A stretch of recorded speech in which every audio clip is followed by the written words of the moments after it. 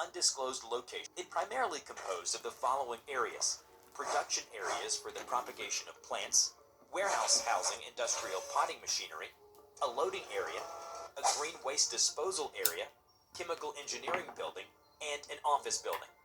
After the mysterious disappearance of 84 employees, which footage showed them being dragged away by the anomalous vines and never to be seen again, the nursery caught the attention of the Foundation.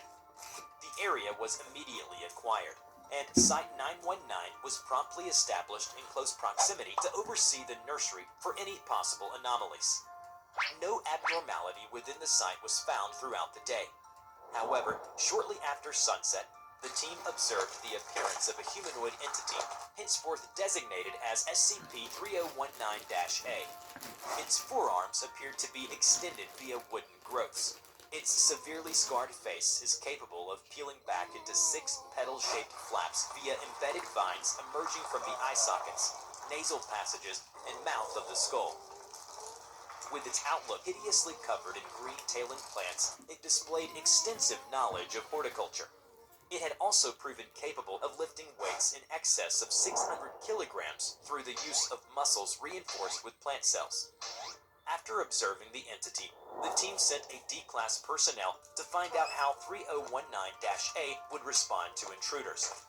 Even though he was careful and slow with his movement, as soon as he stepped on the threshold of the site, 3019-A became alarmed and hostile.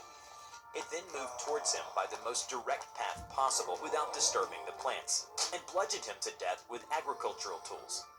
It then relocated the body to the potting area of the nursery, where the D-Class was constricted and eventually crushed by vine-like growths before feeding them into mulching units. The remains were converted into blood and bone fertilizer to be applied to the plants. No other anomalies were detected until an ill-fated evening, when the sunset brought the unfortunate horrors into the light. With 3 months of no workers working to take care of the plants, the nursery's outlook was tarnished. The plants were withered and ruined, which angered and distressed 3019-A, resulting in a horrifying array of events. On the 9th of January, at around 9 p.m., 3019-A appeared distressed. It breached the perimeter of Site-919. 8 Foundation agents retreated into the nearby woods after trying to neutralize 3019-A, which resulted in distressing it even more, to the point that it attempted to incapacitate the agents. In doing so, contact between the agents and Foundation was broken, and thus 3019-A's location was lost for 43 minutes. After receiving reports of possible sightings of 3019-A in a nearby town, MTF Theta-4 was dispatched to intercept it. Later, 3019-A was cited to have re-entered the nursery, but it was not alone. It was dragging 19 civilians and Foundation personnel restrained in a mass of vines. Okay, get ready to take the shot. Wait, hold your fire. Some of the victims broke free, but were stabbed in their bodies by 3019-A's growths and injected with an unknown substance. The same vines that were restraining the captives started to grow rapidly from their wounds and orifices. It then transported 6 of the captives alive into 3019's office facility. Damn it! Alright, we gotta get in there. Move in! They gained access to the nursery by removing a section of the wall, since the doors and windows could not be opened. To their surprise, the building seemed to be warping its angles like a series of illusions. Every time they tried to follow the stairs, trying to reach the office, they would end up with the same wall standing right in front of them. When the illusion began to get worse, the team retreated. The night passed.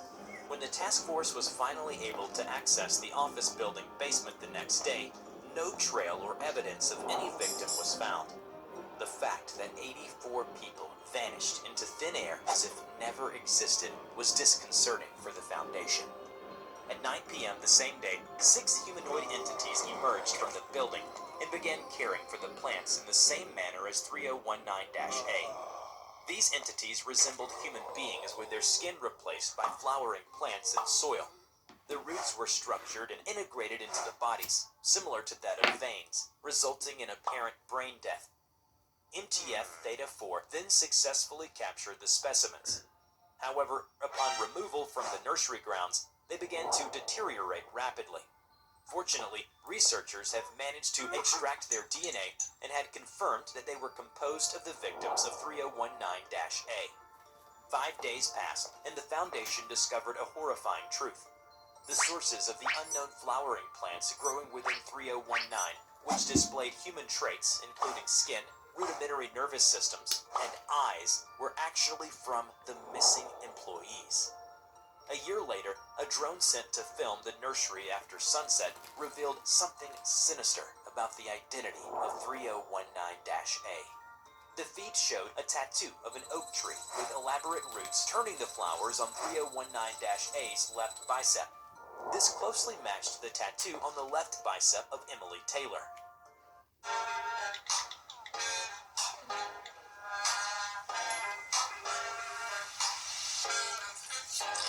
Google Shopping, helping you find what you need.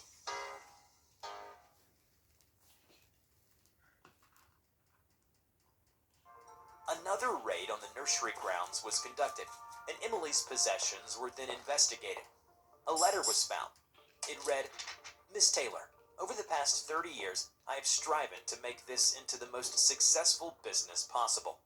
We are a hard-working team here, and with that hard work comes the benefits of profit and promotion through our ranks. And as such, we very much value hard workers. You are not a hard worker. Every time I visit the dispatch area, I see you working slowly, sloppily, and spending most of your time socializing with your coworkers. Despite multiple warnings, you remain a problem for me and the team at the nursery, and we are sick of it. You have had your second, third, and final warnings, and now it is time to suffer the consequences." Enclosed in this envelope is a little something I made to improve your work performance. Perhaps this experience will finally teach you the meaning of hard work and respect for your employers. We look forward to working with you for many, many years to come. Sincerely yours, Eric. The content of the letter sent chills down his spine. My God. Jackson, take this letter to the boys in the bureau. They need to see this. We need to find this Eric guy. Just then, he noticed something inside the envelope. Wait. Don't touch it. I'll take this. Subsequent investigations showed trace elements of soil and unknown spores in the letter. Despite ongoing search efforts, the current whereabouts of Mr. Eric remained unknown to this date. Remember to check out my new animation channel, The Rubber Talks, where I share my life story, thoughts, and opinions. Just click on the link in the description to enter the Rubber's world. Before we end this video, we are proud to present these incredibly sweet pieces of fan art. A big thank you to all of you. You can now send us your... Viewer discretion is advised. There was a knock on the door of a grand estate. The housekeeper opened, but there was nobody. Strange, I swear I heard something, he thought to himself. No matter, I must tend to my duties. He turned and paced towards the kitchen, then brought out some dishes. He brought them and presented them in front of his, shall we say, master. Your meal, sir. His master grabbed at the food, eating them slowly, with the elegance of a gentleman and the appetite of a hungry beast. As the housekeeper turned to leave, his master called out to him. What do you say? We find some more palatable meal? He turned back around, bowed slightly, and said, Of course, sir. Hello, everybody. I'm the Rubber. Today, we bring you a SCP Foundation Keter Class Object, SCP-957. SCP-957, also known as Baiting, is a humanoid entity currently residing in an undisclosed location within Kentucky, USA. It appears to be devoid of internal organs, as observed via a large opening on its ventral torso. It also doesn't appear to require sleep and nourishment. Interaction with Foundation personnel shown that 957 is capable of fluent English, but prefers to talk in an unknown language. Although it is not openly hostile towards Foundation personnel, yet it refuses to participate in interviews and tests. Attempts to restrain SCP-957 for these purposes have proven ineffective due to the entity's disproportionate level of strength. As such, 957 is to be monitored via remote video surveillance set up within its residence. 957 will always reside in a house inhabited by a single human, hereby designated SCP-957-1. When the instance of 957-1 dies, the entity will demanifest from the location and reappear in the nearest location. Upon doing this, it will seek out the individual residing there and force the human's body through an apparent portal via its chest cavity, where the subject will remain for approximately 4 hours before emerging. After this, 957-1 will be missing its eyes, as well as exhibiting drastic changes to its memory. Upgrade to download videos and watch anywhere, at any time. Try our student plan free for 1 month. These individuals will believe that they have been blind all of their life and possess knowledge of Braille and living without sight. Additionally, they will believe that 957 is a close family member, a dear friend, or a partner in an intimate relationship that had been severely burned all over its body. As such, they show affection for the entity but refuse to touch it. Once every month, 957-1 will go into crowded areas and feign distress due to its blindness. It does so in order to deceive people into helping it back to its house. In the event that 957-1 is unable to do this, 957 will perform the task itself. However, it appears to dislike doing this. One such incident was recorded by the Foundation, as one Sam Jones was successfully lured into 957's residence. He had learnt that kindness doesn't often pay, especially not this time. A fatal mistake. "This is it, mister. Thank you so much for helping me." 957-1 opened the door and invited Sam in, which it insisted strongly when Sam declined. Reluctantly, he stepped into the house. The interior was much darker than it had appeared from the outside. Once inside, the door was immediately bolted shut behind him. He turned to look at 957-1. Its smile was no longer friendly. Its attention was fixed on Sam as it slowly moved its hand away from the door. "Why don't you have a seat?" Sam hesitated for a moment and said, "Actually, I think I'd better get going." He made for the door, but 957-1 wouldn't move. The smile had completely gone from its face. It held out a hand in front of Sam, and he stopped. Even though it has no eyes, the lusterless flesh where the eyes would be seemed to stare blankly at him. They seemed to tell him, "Stay." Sam backed away from the door and anxiously settled down at a nearby couch. "I'll be with you shortly. Don't you worry." He briskly walked into the back of the house and started shouting in an unknown language which startled Sam. He then slowly sat down at the dining table. His arms rested on the table, palms down, face forward. His expression was blank, like an android waiting for the next instruction. When Sam made his second attempt towards the door, he heard a voice. "Going somewhere?" For some reason, he hadn't noticed that a hunchback, malnourished-looking entity was residing at the dark corner. It had seemingly emerged out of nowhere. It was watching him from the corner of its eyes, with its back facing towards him. 957 slowly removed itself from the darkness and moved towards Sam. He retreated, but there was nowhere to run.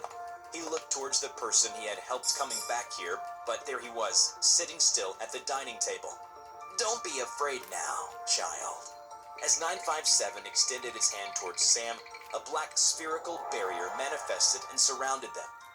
After 30 minutes, it demanifested, and out came 957, and Sam, who had gone through grotesque alterations. Reptilian scales had formed on parts of his body. His eyes were gone, and a slightly off-center turning, and suddenly he puked out his innards all over the floor. "Dear, oh dear, look at the state of you." "Looks like I'll have to clean this up, don't I?" With its bony hands, 957 scooped up the puke and then grabbed Sam's head with the other, then headed towards the kitchen. "Just you wait. Dinner will be served real soon." Even though it was as still as a statue, 957-1 started to drool. At the kitchen, 957 started to prepare a meal using the ingredients he had gathered, freshly sourced directly from Sam. First the eye, the liver. Bah, this is useless.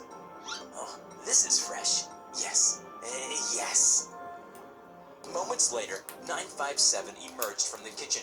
and placed the dish in front of 957-1.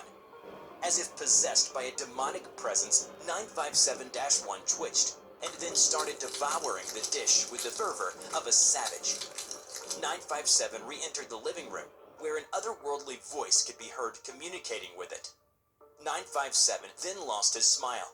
It had taken on an insidious, violent expression. How much longer do I have to stay here? It will be a while, brother. Your disguise is working wonderfully, and he is extremely convincing. It is just boring and tiresome down here.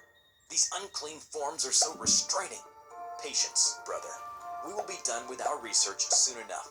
Don't worry. Suddenly, a bang was heard. 957 turned and looked towards the kitchen. 957-1 was convulsing on the floor. Its body was distorted in an unnatural manner. Its face was pale, its mouth wide open, as if it was trying to scream for help, or merely in agony. We would never know, and it did not matter to 957. These things are so frail, but I suppose you want me to find another one. Yes, I will speak to you soon. The voice vanished, and 957 retreated back into the corner where it resided. It disappeared into the shadow, seemingly merged as one with the darkness. Remember to check out my new animation channel, The Rubber Talks, where I share my life story, thoughts, and opinions. Just click on the link in the description to enter the Rubber's world. Before we end this video, we are proud to present these incredibly sweet pieces of fan art. A big thank you to all of you. You can now send...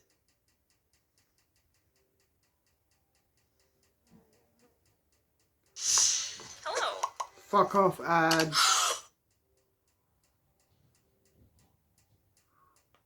Fuck off. Nope. What else should I watch? Here. Viewer discretion is advised. A child has wandered off into the dense brush of the forest. An alone conservation officer was dispatched to recover the young boy. Thankfully, the report indicates that he was only missing for around 10 minutes, and therefore locating the boy would have been simple. It should have been simple. The officer found hints of the child, a shoe here, a toy there, and pretty soon a sound of a child calling out to him. He ran deeper into the woods, where it soon became unnaturally dark despite the sun still being up. Lost due to his rushing around, he checked his compass, but finds it going haywire and cracked, his radio getting only static. After a few seconds, terror seizes his body, as a horde of blue, phantasmic entities surround him just beyond the trees. In horror, he realized they resembled children, gnashing their teeth at him, cursing and shouting horrible, nightmarish things.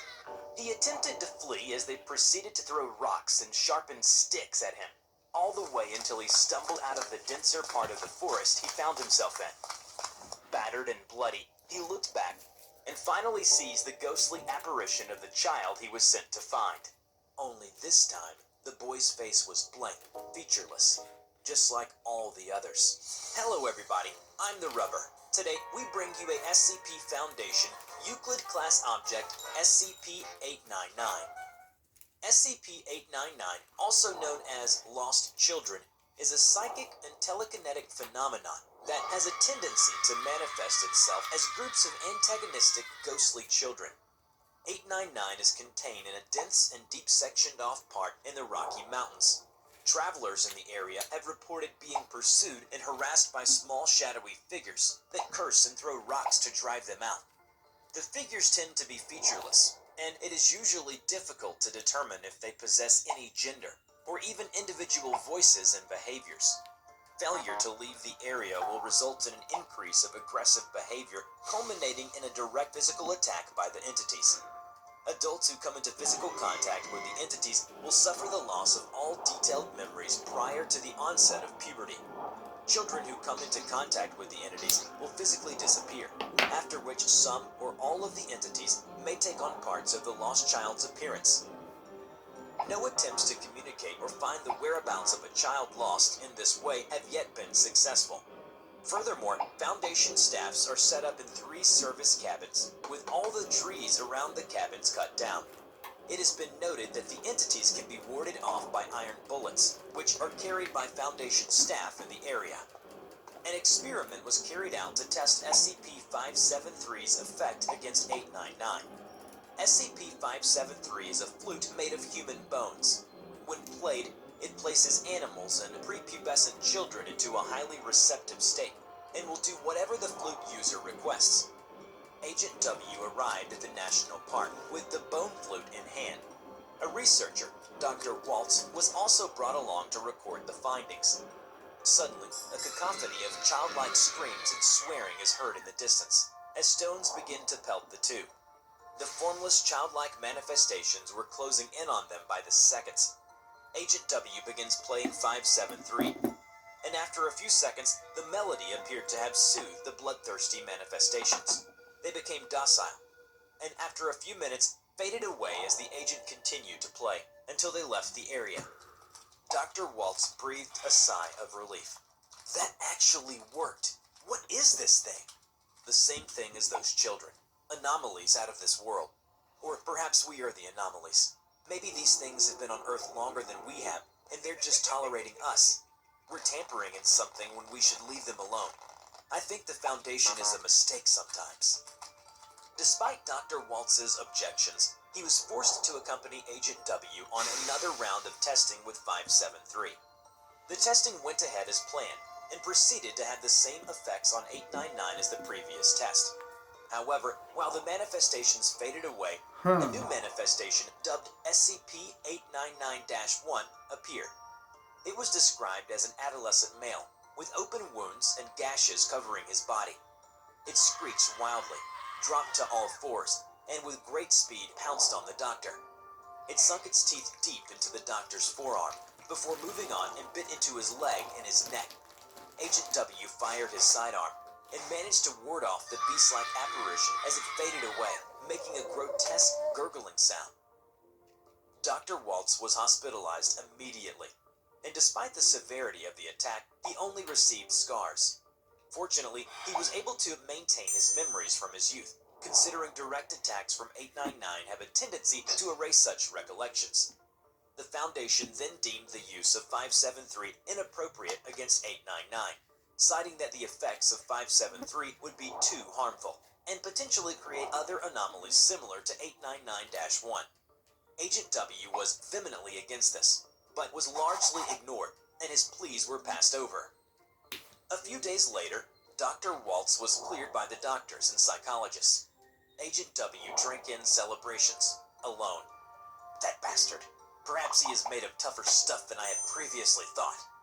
When the outpost heard that Agent W was to be stationed with them, the staffs randomly went on leave. He took another sip at his glass. It's only natural, I guess, after what happened to Waltz. Hell, I'd be running away from me, too. Waltz probably won't be returning to help me either. He made a toast to Dr. Waltz and then walked to the window. There he heard sounds of swearing and cursing, and manifestations of 899 in the distance, advancing towards his cabin. Agent W was caught off guard and immediately went for his pistol. What the hell are they doing over here? I'm not even outside. What attracted them? He rushed out and fired a couple of shots into the manifestations, causing them to swear and shout vile things at Agent W. After a few more shots, the manifestations retreated. Unfortunately, as they faded, an old foe emerged. Oh, you've got to be kidding me. Agent W reloaded and fired again at 899-1. It only made it angrier. It quickly closed the distance between them, and with great force, it smashed into Agent W, sending him back into the cabin.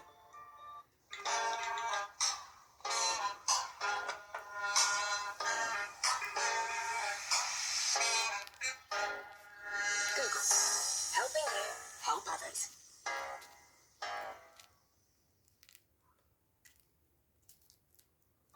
It then pounced onto him, thrashing him around like a rag doll. Agent W fired desperately at close range, and he was able to fend it off. But another trouble presented itself. The cabin was caught on fire. During the struggle, 899-1 had bit off chunks of Agent W's shoulder and thighs, broken a few of his ribs.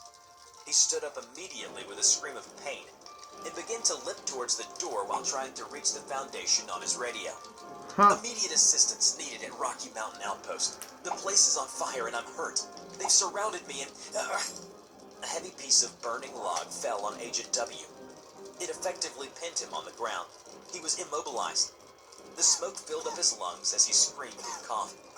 Through the door, he could see the children manifesting again, cursing at him. Maybe it was his current predicament.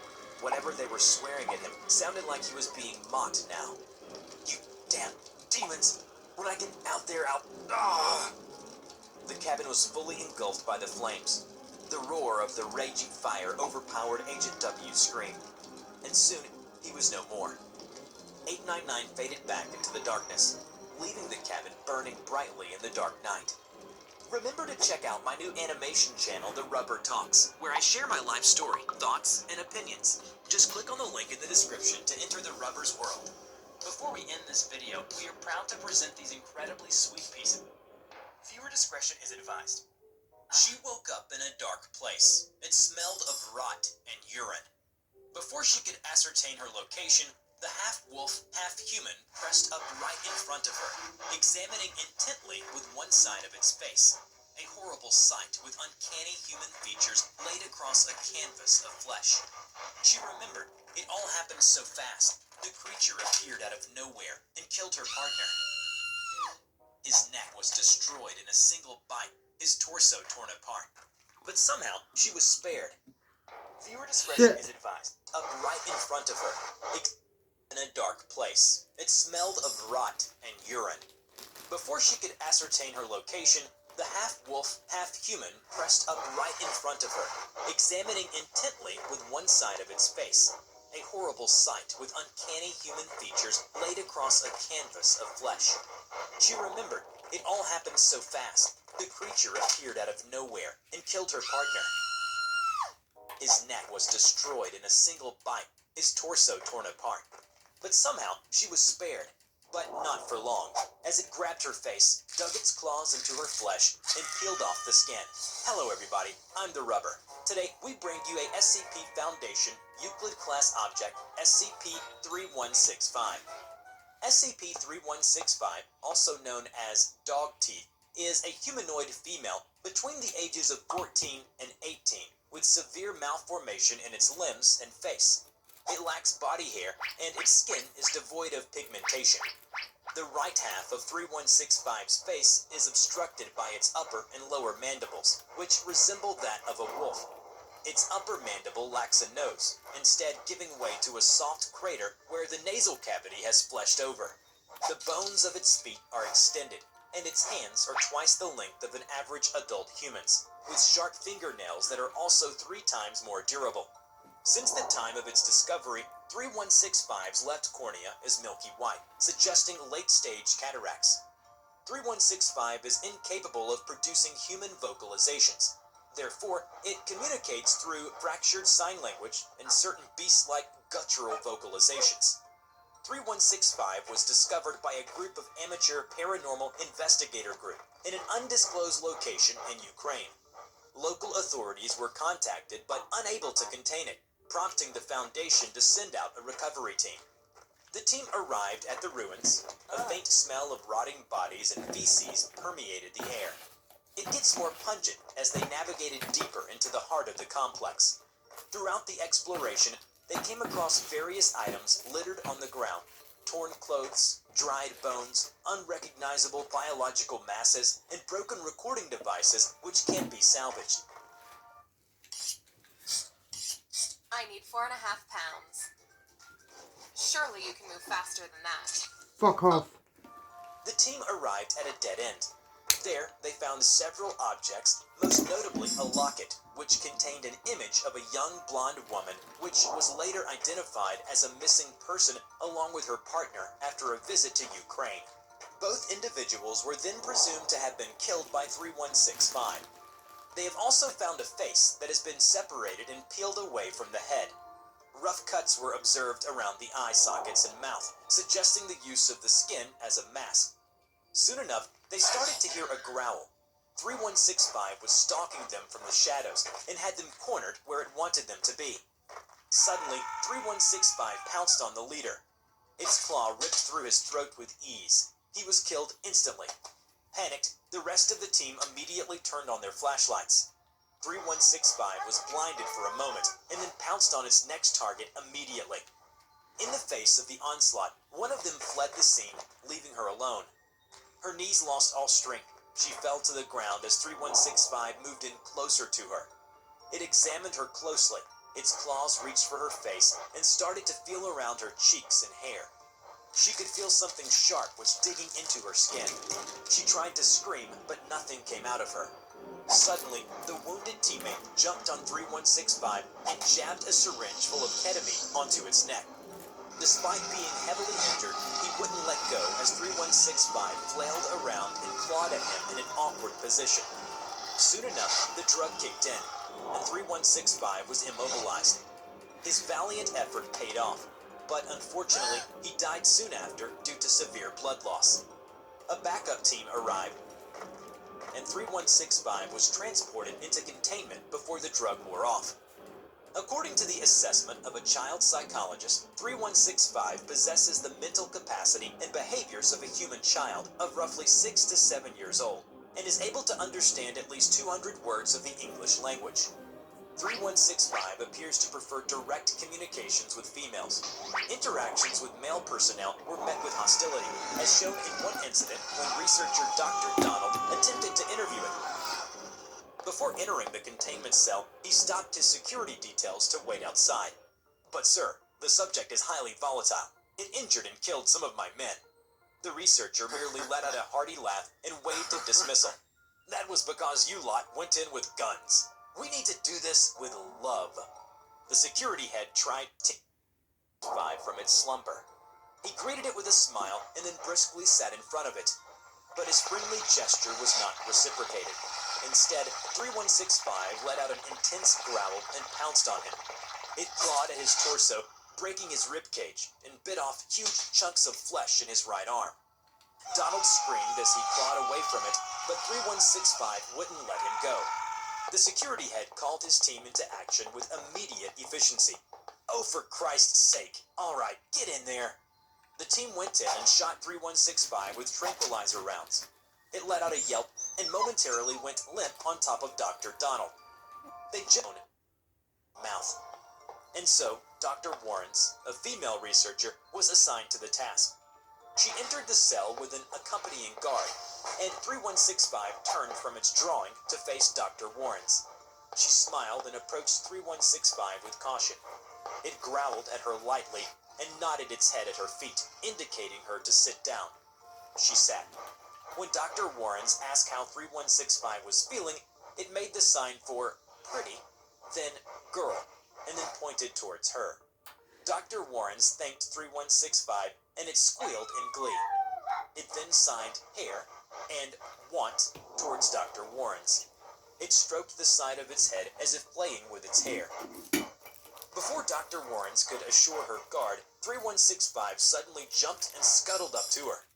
Despite being shocked, Dr. Warrens stopped the... At this point, its growl began to sound increasingly hostile. It signed at her hair. Want. Pretty. Girl. Suddenly, it reached forward and braced Dr. Warren's face in its elongated hands. It drags its hands across her face as if measuring it and to carve it out. Its claws dug into her face and began to tear the skin. Dr. Warrens screamed and pushed 3165 away with all her strength. The guard immediately fired his taser at 3165. It let out a series of yelps and dropped to the floor. Its body throbbed and pulsed from the shock. Dr. Warrens was escorted out of the cell. When she looked back, 3165, with all its strength concentrated in one of its hands, weakly signed, pretty, girl, want. A tear slowly dripped from its eye. Remember to check out my new animation channel, The Rubber Talks, where I share my life story, thoughts, and opinions. Just click on the link in the description to enter the Rubber's world. Before we end this video, we are proud to present these incredible...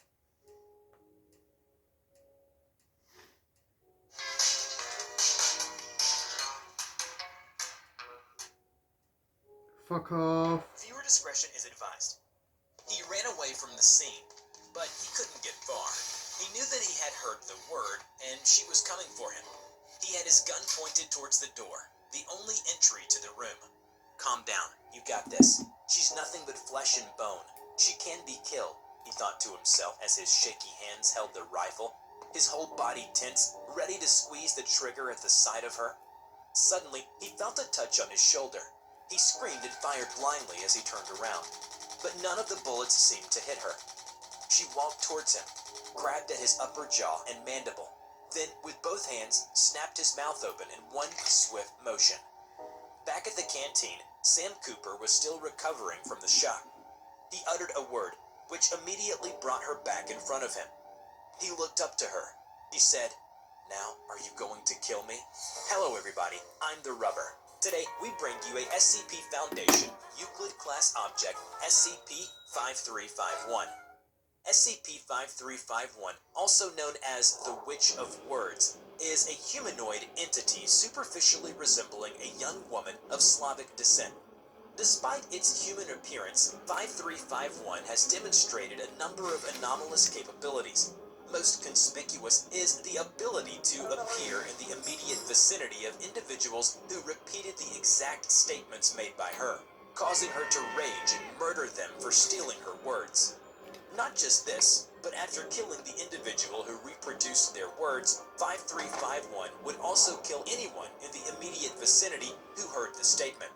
This transcends the influence of 5351 to an unimaginable extent.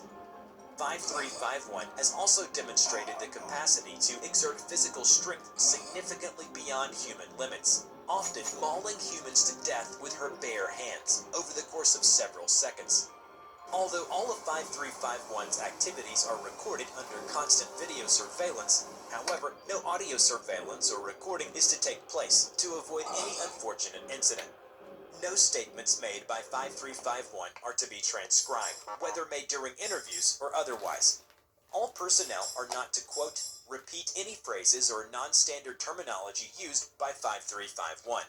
Any event in which 5351's words are reproduced by an external source in this way is to be considered an immediate containment breach. During his exploration of the village, traveler Leif Illian came across a young woman standing right in front of him and gawking deep into his eyes. A chill went down his spine when he heard the woman speak. He immediately gestured her to shut up, but she didn't. After judging her outlook for a while, Leif took a guess that she must have been yet another traveler who did not know the strict rules of no speech of the village. He then politely asked the woman, "Hey, don't worry. I am like you, a traveler, exploring the decade-old folklores of such cultures." The woman did not flinch, as if deadened by his words. The woman then proceeded to speak. She told him that she was the witch of the tales he had been hearing, and does not wish to bring him harm. And it took Leif no time to burst out in a huge laugh. "Sure, you are the witch, and I am the king of this jungle." After he mocked her, he noticed a shift in the woman's energy when he repeated her words. The woman then said in a loud and strict manner, "I can show you what I can do." And in a jiffy, the total ambiance around them started to change rapidly.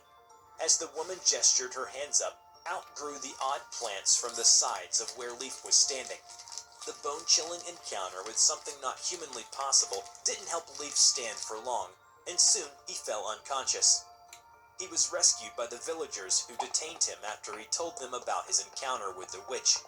After several tactics, Leif finally freed himself and ran from the village. The Foundation soon caught wind of Leif's encounter with the potentially anomalous entity, and so MTF Zeta-19 was dispatched to investigate. Upon investigation, the villagers revealed that all of them have had their tongues removed at an early age, preventing speech. The questioned elders claimed through writing that this was the result of a traditional coming-of-age ceremony, intended to prevent the Maiden of the Woods from attacking the village for reproducing or stealing her words.